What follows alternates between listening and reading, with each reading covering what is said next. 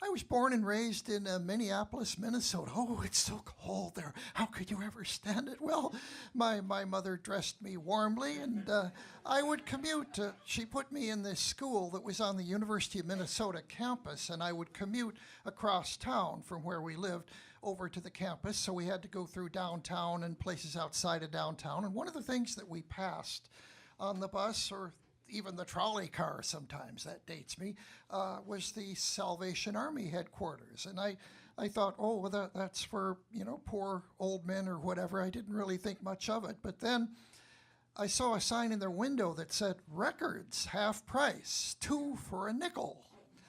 Well, the Salvation Army, of course, had a thrift store, and they sold books and all kinds of things. And they also sold records. And this was the early 50s when everybody realized, or at least a lot of people realized, that they had these piles of old 78 records that they never listened to anymore. So let's give them to the Salvation Army. So they had piles and piles and piles of them, 2 for a nickel. I'd grown up thinking that a record was something I had to save up for a month to get one single record. But here I could really blow my mind and blow my dollar a week on 40 records. So even when the price went down to a nickel, I still kept going back there. And that's how the Dr. Demento archive started. Anyway, I graduated from high school and I went off to Reed College in Portland, Oregon. Oh, thank you. And I got home for Christmas of 1959. And one of my friends from growing up, Tony Glover, pretty good harmonica player who once wrote a book, they may even carry it here, about how to play blues harmonica. Anyway, he called me and said, there's this new singer in town, and he's really good. I think you should hear him while you're here. He just got into town. He's from up northern Minnesota. And so I went with Tony off to a place called the 10 O'Clock Scholar in Dinkytown near the university, a little coffee house about maybe a fourth the size of this place. Maybe 10, 20 people there, something like that. And this guy, about my age, got up and sang folk songs, and had a pretty unique way of doing them that was kind of charismatic. It was just all folk songs at that time, but he did House of the Rising Sun very dramatically. And I said, Tony, yeah, he's pretty good. Thank you for bringing me. And he introduced me to the guy. He got off stage, and he was really bouncing off the walls, was so excited about singing in front of all these people who seemed to like his show, and was real happy to meet me, real upbeat, real friendly. And so I thanked Tony, and I went home. And for at least 6 months afterwards, I thought I'd seen somebody whose name was Dillon. But no, that was recently, he grew up as Robert Zimmerman in Hibbing, Minnesota, and had just arrived at the University of Minnesota when he sang at the 10 O'Clock Scholar and went on to fame as Bob Dylan, of course. Would make his first album in a couple of years. Oh, and I went to high school with a girl named Bonnie, who turned out to be the girl from the North Country in one of his songs. So that was my first meeting, shall we say, with rock and roll royalty, though I certainly did not know it at the time. I went to Reed College, came here in 1963 to go to UCLA, where they were starting a program in folk music studies. It was the 60s, folks. That program didn't last a great long time, but I was very honored to be a part of it. My fellow students included, a man who has played this very room several times in the past, no longer with us, but a great guitarist by the name of John Fahey. I got to produce one of his records, certainly the biggest. I wanted to be like, my big ambition in the 60s was to be like Phil Spector or Lou Adler, one of the great producers. I really thought that I had it in me to do that, which probably wasn't true, but I did manage to get signed to produce one of John Fahey's albums in the late 60s, an album called The Yellow Princess, which people tell me they think is one of John's better albums, so that was quite an honor for me. This was all before I became Dr. Demento, of course. Well, I had this record collection, and I would have people over to my house, and one of the people that I had over to my house and played a bunch of weird old records for and made some conversation about. One of them turned out to be a disc jockey at station KPPC in Pasadena. KPPC is the place to be for good music on your radio. That was one of their little jingles. Anyway, his name was the obscene Stephen Clean. And he said, well, I'd love to have you as a guest on my show every week, but Barry Hansen, that sounds a little plain. You know, we all have funny names out here like Outrageous Nevada. And of course, he was the obscene Stephen Clean. So one day, without telling me in advance, it was time for me to be his guest disc jockey on the radio for an hour. And he said, ladies and gentlemen, here is Dr. Demento. And that was the first I knew that I was going to have that name for the rest of my life, I guess. And so here I am, wild and crazy. That was the whole idea. He was so weird. He was so devoted to this weird old music that he's got to be demented. He's got to be crazy. And that was where the name came from. Anyway, so the show went on to become quite popular around Los Angeles. Got so popular here, was the #1 rated show on Sunday night in all of Los Angeles.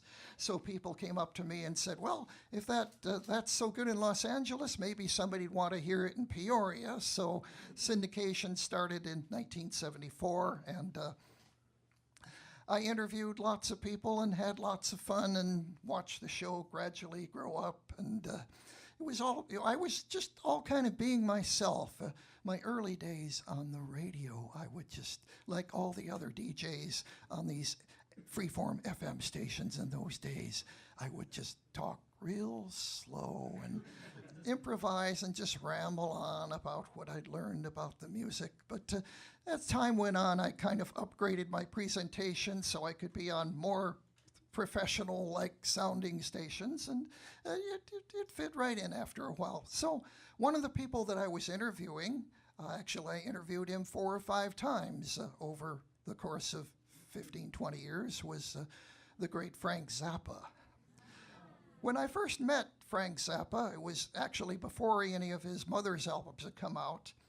I think I was the first person that Frank had ever met who could carry on a conversation about, on the one hand, street corner doo-wop singers from the 1950s on these rare old 45s, and on the other hand, some of the most avant-garde music of that time, like Edgard Varese, who was Frank Zappa's particular idol. I think I was the first person he ever met who could talk about both of those things in the space of one conversation.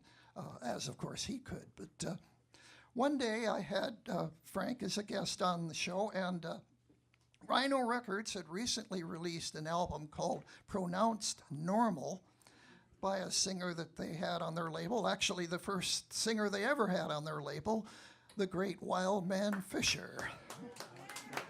We could all spend an entire evening here at McCabe's talking about Wildman Fisher, I'm sure. But anyway, he was signed to Rhino because he came into the store and made up on the spot, go to Rhino Records on Westwood Boulevard. He actually made up very catchy little tunes. He had a real knack for melodies that you'd remember and were sung certainly straight from the heart. So he was, in his way, a great artist. But he had recorded an album for Frank Zappa, and when Zappa signed him to his label that he ran through Warner Brothers, Wildman Fisher was convinced that would immediately make him the greatest music star the world had ever known. Well, Frank put out his album, a double album, An Evening with Wildman Fisher. It sold maybe, in the high hundreds or something like that. So Wildman Fisher was, of course, very much crestfallen, and he started blaming Frank for this. And one day he came to Frank's house, and as a way of showing his displeasure with Frank, he started throwing things at Frank, started throwing things at his wife, Gail, who was in the room, and Gail was holding one of the very young Moon unit, I think it was, or one of her brothers as a baby, and whatever Frank threw just barely missed them. So Frank was rather glad that Wildman was out of his life, but Frank came to Westwood One so I could interview him. And I put on this album, Pronounced Normal, that Rhino had just put out, produced by the aforementioned Barnes and Barnes, Bill Mooney and Robert Hamer. And it had on it a track called Frank. Frank has money in the bank. Frank has women he can spank. Yes. The subtext of this song was that Frank Zappa was a millionaire.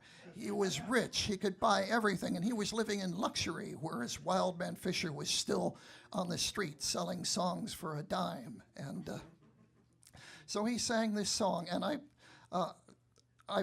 included it in the interview with Frank, not knowing that he had never heard the song before, that he was really not aware of it. And as the song played, he turned about every shade of green or purple that you can imagine. His foot kept beating along with the tempo of the music, but he just, by the end of it, he said, "You know what Wildman did to me? You know, in addition to trying to kill my wife and my baby, he tried to kill me on a couple of other occasions. How could you possibly play a song like that on the radio? How could you possibly play anything by that man?" Frank Zappa, I have to say, he was enough of a gentleman. He did not get up and walk out. We finished the interview. Fortunately, that was the last song I'd planned to play.